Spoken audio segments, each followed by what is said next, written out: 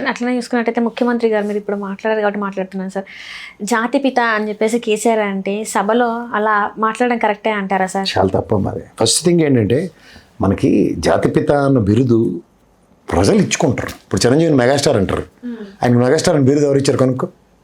That's ఇప్పుడు వాళ్ళు పుట్టిన వాళ్ళు చిన్న బొడ్డోడికి కూడా ఏదో మెగా అని తగిలిస్తారు. ఖచ్చితంగా అప్పుడే డెబ్యూ చేస్తున్న హీరో కూడా మెగా ఏదో స్టార్ హీరో అని పెడతారు. ఎందుకు పెడతారు?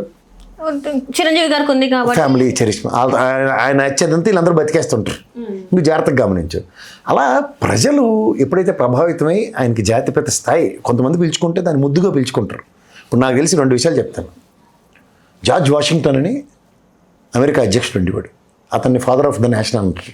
ఎందుకంటారంటే సాధారణంగా మనకు అమెరికా ఎలక్షన్స్లో 2 సార్లు అధ్యక్షులు అవుతారు. ఆయన స్టింట్లో 3వ సారి అవకాశం ఇచ్చారు ఆయనకి. కానీ ఆయన నా తర్వాత ఇంకా నాకన్నా మంచి లీడర్లు ఉన్నారు, వాళ్ళు అమెరికాను బాగా పరిపాలిస్తారు, నాకు అక్కర్లేదు, వాళ్ళకి ఎవరినో కొత్త వాళ్ళని చేద్దామన్నా త్యాగానికి ఆయన ఒడిగడితే is been called as a father of the nation. మరి అప్పటి దానికి తెలంగాణ రాష్ట్ర ఉద్యమంలో ఎన్నిసార్లు ఆయన పదవులను తృణప్రాయంగా వదులుకున్నాడు. కేంద్ర మంత్రి పదవికి రాజీనామా చేసాడు. ఎమ్మెల్యే ఎంపీలు ఎన్నిసార్లు రాజీనామాలు చేసి ఆయన ప్రజాక్షేత్రంలో ప్రజలు ఎన్నుకోబడిన నాయకుడే కదా ఆయన. సో పదవులను తృణప్రాయంగా త్యాగం చేసిన దానికి ఫాదర్ ఆఫ్ ద నేషన్ అని అమెరికా అన్నప్పుడు ఈయన అండలో తప్పే ఉంది. నేను ఇంకోటి చెప్తాను, మహాత్ముడు జాతిపిత మహాత్మా అని నాకు తెలిసి ఫస్ట్ టైం ఆయన్ని రవీంద్రనాథ్ ఠాగూర్ గారు ఆయన్ని మహాత్మా అని సంబోధించాడు. అక్కడి నుంచి అందరూ మహాత్ముడు అని ఆయన పిలుచుకుంటున్నాం మనం. రవీంద్రనాథ్ ఠాగూర్ గారు ఆయన్ని సంబోధించిన మాట వాస్తవం. మనందరం కూడా ప్రేమతో గాంధీ గారిని మహాత్మా అని పిలుస్తాం. అలాగే సుభాష్ చంద్రబోస్ గారు సింగపూర్ రేడియోకి ఒక ఇంటర్వ్యూలో ఆయన కాన్వర్సేషన్ గాంధీతో జరుపుతూ ఏమన్నాడంటే, ఇన్ కేస్ డెమోక్రసీ అండ్ మనకి స్వతంత్ర సమరంలో సుభాష్ చంద్రబోస్ గారిది రాడికల్ పద్ధతి కదా, అంటే యుద్ధం చేసి మనం సాధించుకోవడం అన్నది నా పద్ధతి, మీ పద్ధతి శాంతికామకంగా. మన ఇద్దరు పద్ధతుల్లో ఎవరి పద్ధతి పరంగా మనకు స్వతంత్రం వస్తే they to be called as father of the nation అని 1948లో ఆయన రేడియోకి ఇంటర్వ్యూ ఇస్తూ స్వతంత్రం గాంధీ వల్ల సిద్ధించింది కాబట్టి ఆయన్ని ఫాదర్ ఆఫ్ ద నేషన్ అని సంబోధించాడు ఆయన. నీకు అర్థమైందా? అలా జవహర్లాల్ నెహ్రూ గారు గాడ్సే చంపేసిన తర్వాత ఆయన ఆల్ ఇండియా రేడియోకి ఇంటర్వ్యూ ఇస్తూ we last father of the nation అని చెప్పాడు. సో ఈ 3 సందర్భాల్లో గాంధీ గారు ఎక్కడైనా ఒకరెవరో నీలాంటి వాళ్ళు నాలాంటి వాళ్ళు రైట్ టు ఇన్ఫర్మేషన్ యాక్ట్ ప్రకారం కేంద్ర ప్రభుత్వం అడిగితే అది మేము ఎవరో ఆనర్ చేయం, అది peoples with greatness of the పర్సన్ని వాళ్ళు ఐడెంటిఫై చేసుకుని అలా పిలుచుకుంటున్నారు. ఇప్పుడు నేను కేసీఆర్ గారిని జాతిపిత, నా తెలంగాణకి స్వతంత్రం తీసుకొచ్చిన స్వతంత్ర ప్రతిపత్తి రాష్ట్రాన్ని ఏర్పరిచిన మహనీయుడు నేను జాతిపిత అని నేను పిలుచుకుంటాను దండం పెట్టి. నన్ను ఎవరు ఆపుతారు? వ్యక్తిగత ఇష్టం. అదే చెప్తున్నాను, నా అలాంటి వ్యక్తిగత ఇష్టం ఉన్న వాళ్ళు తెలంగాణలో చాలామంది ఉన్నారు. అలా పిలుచుకుంటే తప్పే ఉంది. ఇప్పుడు చిరంజీవి గారు ఫ్యాన్స్ కానీ వాళ్ళందరూ ఆయన మెగాస్టార్ అని ఎవడని పిలుస్తారే చిరంజీవి అంటారు. చిరంజీవి గారు ఫ్యాన్ మా మెగాస్టార్ చిరంజీవి గారు అంటారు. వాళ్ళని ఎవరు ఏమనలేరు, నన్ను ఏమనలేరు. అవునా కదా? అలాగే నేను కేసీఆర్ గారిని జాతిపిత, నా తెలంగాణకి స్వతంత్రం తెచ్చిన మహనీయుడు, ఎన్నో సంవత్సరాల పోరాటానికి ఆయన త్యాగాల వలన, ఆయన నిరాహార దీక్ష వలన, ఆయన అంకుతిత దీక్షతో దేశంలో ఉన్న పార్టీల నుండి కన్విన్స్ చేసి రాష్ట్రం తెచ్చాడు నేను గర్వంగా చెప్తా. కాదని కొంతమంది చెప్తారు రేవంత్ రెడ్డి వాళ్ళు, వాళ్ళ బాధ వాళ్ళది, నా బాధ నాది. కానీ మమ్మల్ని కూడా అలా పిలవద్దంటే ఎలా అవుతుంది? ప్రధానికి పెద్దలు జయశంకర్ గారు ఉన్నారు, ఈయనకున్న డైమెన్షన్స్ని ఒక ఛానల్ చేయగలిగాడు ఆయన. అది ఆయన ప్రొఫెసర్, బై బర్త్ ప్రొఫెసర్ ఆయన కాబట్టి ఉద్యమ నేపథ్యంలో ఆయనకున్నంత అవగాహన, ఆయనకు ఒక శక్తి కావాలి. ఆ టైంలో మా కేసీఆర్ గారే మా శక్తి. అలానే మాకు ఈయన రోజు పెద్ద మనిషి జయశంకర్ గారు మాకు దేవుళ్ళ మనిషి అని అంటాం మేము. నిజంగా చెప్పాలంటే స్వతంత్ర సమరానికి ధీటుగా ఈ తెలంగాణ సమరం సాధించబడింది.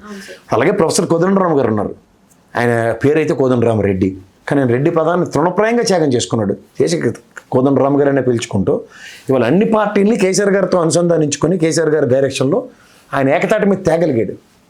కేసీఆర్ ఒక్కరితోనే కాదన్న దగ్గర కోదండరామ్ లాంటి వ్యక్తితో ఫ్రంట్ చేయించగలిగినప్పుడు ఆ ఫోరంకి కోరమై ప్రతి ఒక్కరూ చక్కగా నాది తెలంగాణ అన్న బాధను బయటకు వ్యక్తపరిచే స్థాయికి తీసుకొచ్చారంటే వీళ్ళని ఎందుకు మర్చిపోతుంది చరిత్ర చెప్పు? జేఏసీ కన్వీనర్గా, జేఏసీ ఫ్రంట్ ఎండింగ్ లీడర్గా కోదండరామ్ గారిని ఎవరైనా మర్చిపోతారా? అలాగే జయశంకర్ సార్ కేసీఆర్ గారికి ఇచ్చిన భిక్ష ఏంటి? తెలంగాణ ఉద్యమానికి కాంక్ష, నా కోటి రత్నాలు వేణు తెలంగాణ అని చెప్పిన నేపథ్యాలని ఎవరు మర్చిపోతారు? ఇవన్నీ వీళ్ళందరూ స్ఫూర్తి ప్రదాతలు తెలంగాణకి. కానీ ముఖ్యమంత్రి గారు చాలా ఘోరంగా ఎవరికి ఆయన ఇంటెన్షనల్గా రాగద్వేషాలకు అతీతంగా ప్రమాణం చేసిన రాజ్యాంగం మీద ఆయన ఏ కులం వెలమ కులాన్ని ఆ విధంగా ప్రశ్నిస్తే ఆయన దగ్గర 7 ఎమ్మెల్యేలు ఇప్పుడు వెలమ సామాజిక వర్గం ఉన్నారు. క్యాబినెట్లో జూపల్లి కృష్ణారావు గారు ఉన్నారు. మరి ఎవరిని అవమానిస్తున్నారు మీరు? తప్పు కదా అది. ఇప్పుడు మీరు రెడ్డి సామాజిక వర్గం అంతా ఏకతాటి మీదకి వచ్చి మీరు గెలిచారు. రెడ్డిని అవమానిస్తే మేము అసలు ఎందుకు అసలు కుల ప్రాతిపదిక మీద ఏం మాడుతున్నారు మీరు?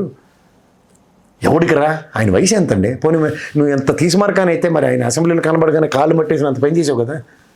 అది తెలంగాణలో ఉన్న నేపథ్యమే కదా, మనకి పెద్దల్ని గౌరవించడం తెలంగాణ నేపథ్యం. మీరేం తక్కువ చేయలే కదా. ఇంకా స్టేజ్ మీద మీరు ఎందుకు అవాకులు చవాకులు? మిమ్మల్ని కూడా చాలామంది ఐడియల్గా భావిస్తారు. ఎందుకంటే ప్రజాస్వామ్యంలో ఆయన హీరో వర్షిప్తో స్థాయి ఎలా పెంచుకుని వెళ్ళాడు ముఖ్యమంత్రి స్థాయికి. 20 years అవ్వకముందే వితిన్ స్పెయిన్ ఆఫ్ 18 years లోనే ఆయన ముఖ్యమంత్రి అయ్యారు రాజకీయాలకు వచ్చి. అది చిన్న విషయమా? అలాంటిది ఆయన స్థాయి ఆయనే తగ్గించుకుంటున్నారు. ఎవరికి ఏం చెప్పగలుగుతారు చెప్పు? కాకరకాయ నేర్పితే కాకరకాయ నేర్చుకున్న వాళ్ళ తర్వాత కేకరకాయ మనం చేస్తాం. అలాగే ఉంది ఆయన పరిస్థితి. ఈ ఎఫెక్ట్ మరి మున్సిపల్ ఎలక్షన్స్ మీద పడదంటారు? ఖచ్చితంగా పడుతుందమ్మా. ఇప్పుడు సంఘటితం అవ్వడానికి ఎంతసేపు? కేసీఆర్ అంటావు అన్న వాళ్ళు బీఆర్ఎస్ కన్సాలేట్ అయ్యారు అనుకోండి, కాంగ్రెస్ పడిన 10 ఓట్లు కూడా పోతాయి కదా. ఆల్రెడీ కొంతమంది కూడా మాట్లాడుతున్నారు మళ్ళీ. అంటే ఏదైతే మీరు అన్నట్టు కులంది ఎవరైతే ఉన్నారో వాళ్ళు అవమానంగా ఫీల్ అయ్యారు. దుబ్బాక ఎలక్షన్ ఉంటుంది, ఎప్పుడైనా చరిత్ర తిరగ చేసుకో. మనం రఘునందన్ గారు గెలిచారు, కేవలం వెలమ సామాజిక వర్గం ఇలా కన్సల్టేట్ అయింది. అక్కడ మా వాడు ఇక్కడ గెలవాలి అనుకున్నారు అంతే. అక్కడ కేసీఆర్ కూడా కనబడలేదు ఎవరికి, తెలుసు కదా. అదే అవుతుంది.